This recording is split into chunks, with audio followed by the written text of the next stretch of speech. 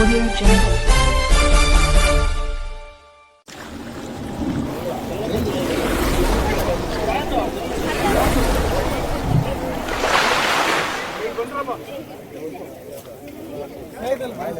ಸಂಸ್ಥೆಯ ಮಾಜಿ ಜಿಲ್ಲಾ ಪಂಚಾಯಿತಿ ಸದಸ್ಯರು, ನನ್ನ ಆತ್ಮೀಯರು ಆದಂತ ಶ್ರೀ ಪ್ರಕಾಶ್ ರಾಮಚಂದ್ರ ಅವರೇ, ರೋಟರಿ ಸಂಸ್ಥೆಯ ಅಧ್ಯಕ್ಷರಾದಂಥ ಶ್ರೀನಿವಾಸ ರೆಡ್ಡಿ ಅವರೇ, ಹಿರಿಯರು, ನಮ್ಮ ತಂದೆಯ ಸಮಕಾಲೀನರು ಆದಂಥ ನಾಗಿರೆಡ್ಡಿ ಅವರೇ, ಆತ್ಮೀಯ ಮಿತ್ರರು, ಇವತ್ತು ಈ ಒಂದು ಸೈಕಲ್ಗಳನ್ನ ವಿತರಣೆ ಮಾಡೋದಕ್ಕೋಸ್ಕರವಾಗಿ ದಾನವನ್ನ ಕೊಟ್ಟಂತ ಪ್ರಭಾಕರ್ ಅವರೇ, ನನ್ನ ವೃತ್ತಿಯಲ್ಲಿ ನನಗೆ ಹಿರಿಯರು ಆತ್ಮೀಯರು ಆದಂತ ಶ್ರೀ ನಮ್ಮ ರಾಜಣ್ಣ ಅವರೇ, ಹಾಗೂ ನಮ್ಮ ಕಾರ್ಯದರ್ಶಿ ರಂಗನಾಥ್ ಅವರೇ, ನಮ್ಮ ಮುಷ್ಟೂರು ಗ್ರಾಮ ಪಂಚಾಯಿತಿ ಉಪಾಧ್ಯಕ್ಷರಾದಂಥ ವರದಣ್ಣ ಅವರೇ, ನಮ್ಮ ದೈಹಿಕ ಶಿಕ್ಷಕರಾದಂಥ ನಮ್ಮ ರಾಮಚಂದ್ರ ಅವರೇ, ಮತ್ತೆ ನಮ್ಮ ಬೈಕ್ನಲ್ಲಿ ನಮ್ಮ ಊರೇ ಬಹಳ ಜನ ಇದ್ದಾರೆ, ದಯವಿಟ್ಟು ಕ್ಷಮಿಸಿ. ಎಲ್ಲ ಈ ಭಾಗದ ಮುಖಂಡರೇ, ಪ್ರಾಂಶುಪಾಲರೇ, ಆತ್ಮೀಯ ವಿದ್ಯಾರ್ಥಿ ಮಿತ್ರರೇ, ಪೋಷಕ ಬಂಧುಗಳೇ, ಹಾಗೂ ಇಲ್ಲಿನ ಉಪಾಧ್ಯಾಯ ಮಿತ್ರರೇ, ಇವತ್ತಂತೂ ನನಗೊಂದು ಬಹಳ ಸಂತೋಷವಾದಂತಹ ದಿನ. ಯಾಕೆಂತಂದ್ರೆ ಇವತ್ತು ಹಳ್ಳಿಗಾಡಿನಲ್ಲಿ ವಿದ್ಯೆ, ಹಳ್ಳಿನಲ್ಲಿ ಓದೋದಂದ್ರೆ ಅದೊಂದು ಬಹಳ ಕಷ್ಟಕರವಾದಂತಹ ವಿಚಾರ. ಅನೇಕ ವಿದ್ಯಾರ್ಥಿಗಳು ಓದೋದನ್ನ ಮಧ್ಯಕ್ಕೆ ಬಿಟ್ಟು ತಮ್ಮ ಮನೆಗಳಲ್ಲೇ ಇದ್ದೋಗುವಂತ ಪರಿಸ್ಥಿತಿಯನ್ನ ನಾವು ನೋಡ್ತಾ ಇದ್ದೀವಿ. ಹಾಗಾಗಿ ಅದರಲ್ಲೂ ಕೂಡ ಈ ರೀತಿಯಾದಂತ ಖಾಸಗಿ ವಿದ್ಯಾಸಂಸ್ಥೆಗಳನ್ನ ನಡೆಸ್ತಕ್ಕಂಥದ್ದು ಬಹಳ ಕಷ್ಟವಾದಂತ ವಿಚಾರ. ಇಂಥ ಒಂದು ಪರಿಸ್ಥಿತಿನಲ್ಲಿ ಹೆಣ್ಣು ಮಕ್ಕಳಿಗೆ ಈ ರೀತಿಯಾದಂತ ಸೈಕಲ್ಗಳನ್ನ ಕೊಟ್ಟು ಪ್ರೋತ್ಸಾಹ ಮಾಡಿ ಶಾಲೆಗೆ ಬರಲಿಕ್ಕೆ ಅನುವು ಮಾಡಿಕೊಡ್ತಾ ಇರ್ತಕ್ಕಂಥದ್ದು ನಿಜಕ್ಕೂ ಕೂಡ ಬಹಳ ಒಂದು ಶ್ಲಾಘನೀಯವಾದಂತ ಕೃತ್ಯವನ್ನ ನೀವು ಮಾಡ್ತಾ ಇದ್ದೀರಿ. ಪ್ರಭಾಕರ್ ಅವರು ಹಾಗೂ ರೋಟರಿ ಸಂಸ್ಥೆಯವರು ಇಬ್ಬರೂ ಸೇರಿ ಈ ಒಂದು ಸೈಕಲ್ಗಳನ್ನ ವಿದ್ಯಾರ್ಥಿನಿಯರಿಗೆ ಕೊಡ್ತಾ ಇದ್ದಾರೆ. ಅವರಿಗೆ ನಾವು ಆಭಾರಿ ಅಂತೇಳಿ ಈ ಸಂದರ್ಭದಲ್ಲಿ ಹೇಳೋದಕ್ಕೆ ಇಚ್ಛೆ ಪಡ್ತಾ ಇದ್ದೀವಿ. ಬಂಧುಗಳೇ, ಖಾಸಗಿ ಶಾಲೆ ಅಂದಾಗ ಸ್ವಲ್ಪ ನನಗೆ ಸ್ವಲ್ಪ ಹಿಂದಕ್ಕೆ ಹೋಗ್ಬೇಕು ಅನ್ಸುತ್ತೆ. ನಾನು ಕೂಡ ಒಂದು ಖಾಸಗಿ ಶಾಲೆಯನ್ನ ಬಹಳ ಚೆನ್ನಾಗಿ ಮಾಡಬೇಕು, ಬಹಳ ಉದ್ಧಾರ ಮಾಡಬೇಕು ಅನ್ನೋ ಒಂದು ನಿಟ್ಟಿನಲ್ಲಿ ನಾನು ಅವಾಗ ಸುಮಾರು 25-30 ವರ್ಷದಿಂದ ನಿಮ್ಮಂಗೆ ಯುವಕ, ಆ ಯುವಕನಾಗಿದ್ದಾಗ ಅನೇಕ ಆಸೆಗಳನ್ನ ನನ್ನ ಮನಸ್ಸಿನಲ್ಲಿ ಇಟ್ಕೊಂಡೆ.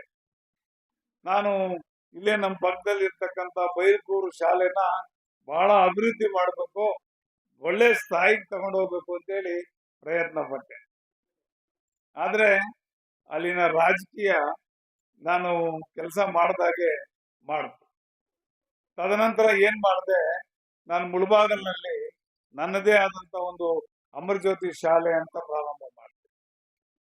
ಇವತ್ತು ನನ್ನ ಶಾಲೆಯ ಸ್ಟ್ರೆಂತ್ 2500 ಜನ ಇದ್ದಾರೆ. ನಮ್ಮ ಶಾಲೆಯಲ್ಲಿ ಇರ್ತಕ್ಕಂಥ ಉಪನ್ಯಾಸಕರು, ಉಪಾಧ್ಯಾಯರು 150 ಜನ ಸ್ಟಾಫ್ ಇದ್ದಾರೆ. ನೋಡಿ, ನಮ್ಮನ್ನ ಇಲ್ಲಿ ಬಿಟ್ಟಿದ್ರೆ ನಾವು ಇಲ್ಲಿ ಅಭಿವೃದ್ಧಿ ಮಾಡಿಕೊಂಡು ಇಲ್ಲಿ ಅಲ್ಲಿಗೆ ಹೋಗ್ತಾನೆ ಇರ್ಲಿಲ್ಲ, ನಮ್ಗೆ ಹೋಗುವಂತ ನೆಸೆಸಿಟಿನೇ ಇರ್ಲಿಲ್ಲ. ರಾಜಕೀಯದಿಂದ ನನ್ನನ್ನು ಇಲ್ಲಿ ತೆಗೆದು ನೀವು ಬೇಕಾಗಿಲ್ಲ ಅನ್ನೋ ಒಂದು ಸ್ಥಿತಿನಲ್ಲಿ ನಮ್ಮನ್ನ ಕಳಿಸಿದ್ರು. ಇವತ್ತು ನಂದೇ ಆದಂತ ಸ್ವಂತ ಶಾಲೆನ ನಾನು ಮಾಡ್ಕೊಂಡಿದ್ದೀನಿ.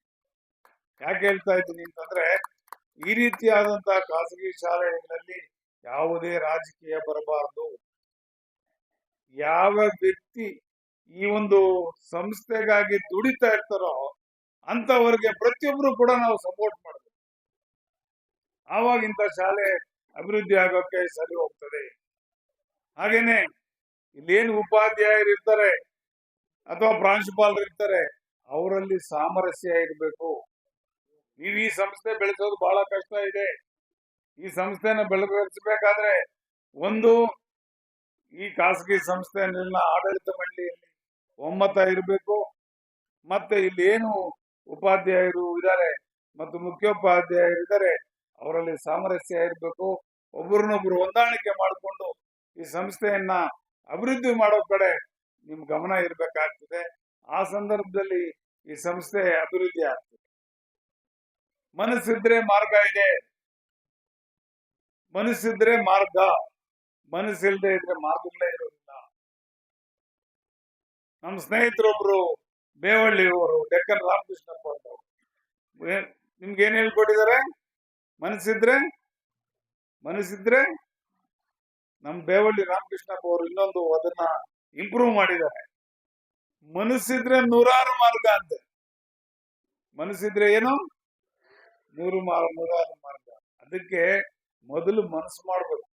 ನೀವು ಮನಸ್ಸು ಮಾಡಿದ್ರೆ ಎಂಥದ್ದನ್ನು ಕೂಡ ಸಾಧನೆ ಮಾಡುವಂತ ಶಕ್ತಿ ನಿಮ್ಮಲ್ಲಿದೆ. ಅದನ್ನ ನೀವು ಅರ್ಥಕೋಬೇಕು. ಎಲ್ರು ಪ್ರತಿಯೊಬ್ರು ಅರ್ಥಕೋಬೇಕು. ನಾವು ಮನಸ್ಸು ಮಾಡಿದ್ರೆ ನಾವು ಈ ಒಂದು ಭಾಗಕ್ಕೆ ಒಳ್ಳೇದ್ ಮಾಡ್ಬೇಕು ಅಂದಾಗ ಡೆಫಿನೆಟ್ ಆಗಿ ನಾವು ಒಳ್ಳೇದ್ ಮಾಡ್ತೀವಿ. ನಮ್ಮ ಮನಸ್ಸೇ ಇಲ್ಲದೆ ಇದ್ರೆ ನಾವು ಒಳ್ಳೇದ್ ಮಾಡೋದೇನಿರುತ್ತೆ. ಇಂತಹ ಸಂಸ್ಥೆಗಳಲ್ಲಿ ರಾಜಕೀಯವನ್ನ ನಾವು ಬಿಡಬೇಕಾಗ್ತದೆ. ಮತ್ತೆ ಈ ಸಂಸ್ಥೆ ಉದ್ಧಾರಕ್ಕಾಗಿ ಇರ್ತಕ್ಕಂಥ ಎಲ್ಲ ರೀತಿಯ ಅನುಕೂಲಗಳನ್ನ ಕೂಡ ನಾವು ಮಾಡಿಸ್ಕೋಬೇಕಾಗ್ತದೆ. ಶಾಲೆಯ ಶುಚಿತ್ವ ಮಾಡ್ಬೇಕಾಗ್ತದೆ. ನಾನೊಂದು ಇಲ್ಲಿ ಬಂದಾಗ, ಮೊನ್ನೆ ನಾನು ಇಲ್ಲಿಗೆ ಬಂದಿದ್ದು ಬರೀ ಒಂದು 1 ತಿಂಗಳು ಮುಂದೆ ಇಲ್ಲಿ ಬಂದಾಗ ನಾನು ನೋಡಿದೆ, ನಾನು ರಾಮಚಂದ್ರ ಅವ್ರಿಗೆ ಹೇಳಿದೆ, ಎಷ್ಟು ಚೆನ್ನಾಗಿ ಜಾಗ ಇದೆ, ನೀವು ಎಷ್ಟು ಚೆನ್ನಾಗಿದೆ, ಯಾಕೆ ಸ್ವಲ್ಪ ಇನ್ನೂ ಅಭಿವೃದ್ಧಿ ಮಾಡಬೇಕಾಗಿತ್ತು ಅಂದೆ. ಕಾರಣಾಂತರಗಳಿಂದ ಆಗ್ಲಿಲ್ಲ ಅಂತ ಹೇಳಿದ್ರು. ಈಗ ನಾನೊಂದು ಪ್ರಥಮವಾಗಿ ಒಂದನ್ನ ಮಾಡ್ಕೊಡ್ಬೇಕು ಅಂತ ತೀರ್ಮಾನ ಮಾಡಿದ್ವಿ. ಏನು ಅಂದ್ರೆ, ಪೂರ್ತಿ ಎಲ್ಲ ನಿಮ್ಮ ಇದನ್ನ ಕ್ಲೀನ್ ಮಾಡಿ ಇದಕ್ಕೆ ಸುಣ್ಣ ಬಣ್ಣ, ಕಾಂಪೌಂಡ್ಗೆ ಸುಣ್ಣ ಬಣ್ಣ ಹೊಡ್ಕೊಡ್ಬೇಕು ಅಂತ ತೀರ್ಮಾನ ಮಾಡಿದ್ವಿ. ಈ ಕಾರ್ಯ ಸೋಮವಾರದಿಂದ ಪ್ರಾರಂಭ ಆಗ್ತದೆ. ಎಲ್ಲ ಕ್ಲೀನ್ ಮಾಡಿ ಎಲ್ಲಕ್ಕೂ ಒಂದು ರೂಪ ಕೊಡ್ಬೇಕು ಅಂತೇಳಿ ತೀರ್ಮಾನ ಮಾಡ್ಕೊಂಡಿದ್ದೀನಿ. ಅದನ್ನ ಜಾರಿ ಮಾಡೋದಂತೂ ಸೋಮವಾರದಿಂದ ಗ್ಯಾರಂಟಿ. ಮತ್ತೆ ಇನ್ನೊಂದು ನಮ್ಮ ಸ್ನೇಹಿತರು ಹೇಳಿದ್ರು, ವಾಟರ್ ಫಿಲ್ಟರ್ ಅಗತ್ಯತೆ ಇದೆ ಅಂತ. ಅದಕ್ಕೂ ಕೂಡ ನಮ್ಮ ರೋಟರಿ ಸಂಸ್ಥೆಯಿಂದ ಇವತ್ತೇ ನಾನು ನಿಮ್ಗೆ ಮಾತು ಕೊಡ್ತಾ ಇದ್ದೀನಿ. ಮತ್ತೆ ನಮ್ಮ ರಮೇಶ್ ಅವ್ರಿಗೆ ಹೇಳ್ತಾ ಇದ್ದೀನಿ, ಅದೆಷ್ಟು ಖರ್ಚಾದ್ರೂ ಕೂಡ ನಮ್ಮಿಂದ ನಾವು ಬರೆಸ್ತೀವಿ. ನಾನು ಪ್ರಭಾಕರ್ ಅವ್ರಿಗೆ ಬರೆಸ್ತೀವಿ. ಅದನ್ನ ನೀವು ರೆಡಿ ಮಾಡಿ, ಆದಷ್ಟು ಬೇಗ ರೆಡಿ ಮಾಡಿ. ಹಣ ಏನಿದೆ ನಮ್ಮ ಕಡೆಯಿಂದ ಏನ್ ಕಟ್ಟಬೇಕು, ನಾನು ಮತ್ತು ನಮ್ಮ ಪ್ರಭಾಕರ್ ಅವರು ಅದನ್ನ ಕಟ್ತೀವಿ ಅಂತ ಹೇಳಿ ಈ ಸಂದರ್ಭದಲ್ಲಿ ನಾನು ಹೇಳಲಿಕ್ಕೆ. ಇನ್ನೊಂದು ಪ್ರಮುಖವಾದಂತ ಇದನ್ನ ಕೊಟ್ಟಿದ್ದಾರೆ ಡಿಮ್ಯಾಂಡ್ ಅನ್ನ. ಅದು ನಮ್ಮ ಒಂದು ವ್ಯಾಪ್ತಿನಲ್ಲಿಲ್ಲ, ಅದು ಶಾಸಕರ ವ್ಯಾಪ್ತಿನಲ್ಲಿದೆ. ಶಾಸಕರಿಗೆ ಇದನ್ನ ಮನದಟ್ಟು ಮಾಡಿ ಇಲ್ಲಿ ನೆಸೆಸಿಟಿ ಇದೆ, ಇಲ್ಲಿ ದಯವಿಟ್ಟು ಹಾಕೊಡಿ ಅಂತೇಳಿ ಅವ್ರಿಗೆ ಮನದಟ್ಟು ಮಾಡ್ಕೊಡ್ತೀವಿ ಅಂತ ಈ ಸಂದರ್ಭದಲ್ಲಿ ನಾನು ಹೇಳೋದಿಕ್ಕೆ ಇಚ್ಛೆ ಪಡ್ತಾ ಇದ್ದೇನೆ. ಮತ್ತೊಂದು ನಾನು ನಮ್ಮ ಉಪನ್ಯಾಸಕರಲ್ಲಿ, ಉಪಾಧ್ಯಾಯರಲ್ಲಿ ವಿನಂತಿ ಮಾಡ್ಕೊಳ್ಳೋದು ಏನು ಅಂತಂದ್ರೆ, ಈ ಶಾಲೆಯಲ್ಲಿ ಏನು ಮಕ್ಕಳನ್ನ ಜಾಸ್ತಿ ಸೇರಿಸ್ಕೊಳ್ತಕ್ಕಂಥದ್ದು ನಿಮ್ಮೆಲ್ಲರ ಜವಾಬ್ದಾರಿ. ಯಾಕೆಂದ್ರೆ ನೀವು ಇಲ್ಲಿ ಕೆಲಸ ಮಾಡ್ತಕ್ಕಂಥವ್ರು, ಪ್ರಥಮ ಆದ್ಯತೆ ನಿಮ್ದು ಇರ್ತದೆ, ಹಾಗೇನೆ ಆಡಳಿತ ಮಂಡಳಿದು ಇರ್ತದೆ.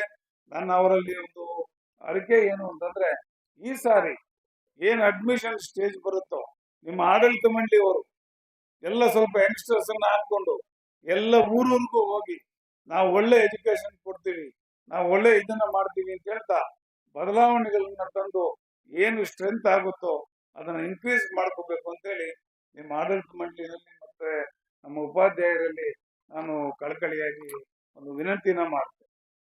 ಇರ್ಬೋದು ನಮಗೆ ಸ್ಟ್ರೆಂತ್ ಕಮ್ಮಿ ಆಗ್ಬೋದು, ಅಮರ ಜೊತೆಗೆ ತೊಂದರೆ ಇಲ್ಲ. ಯಾವುದೋ ಒಂದ್ ಕಡೆಯಿಂದ ಬರ್ತಾರೆ, ಯಾವುದೋ ಒಂದ್ ಕಡೆಯಿಂದ ತಾಲೂಕಿನಲ್ಲಿ ಜಿಲ್ಲೆಯಿಂದ ಕೂಡ ಬರ್ತಾರೆ ನಮ್ಮ ಶಾಲೆಗೆ, ತಾಲೂಕಿನಿಂದ ಎಲ್ಲ ಕೂಡ ಬರ್ತಾರೆ.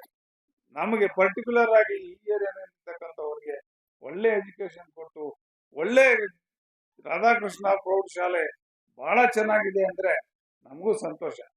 ಯಾಕೆಂತಂದ್ರೆ ನಾವು ಕೂಡ ಈ ಭಾಗದವರು, ಈ ಭಾಗದ ಮಕ್ಕಳು, ಈ ಭಾಗದ ಬಡವರು, ಈ ಭಾಗದ ಶೋಷಿತರು ಎಲ್ಲರೂ ಕೂಡ ಇಲ್ಲಿ ಓದುವಂತದ್ದಾಗಬೇಕು ಅಂತ ಹೇಳಿ ನಮ್ಮ ಭಾವನೆ.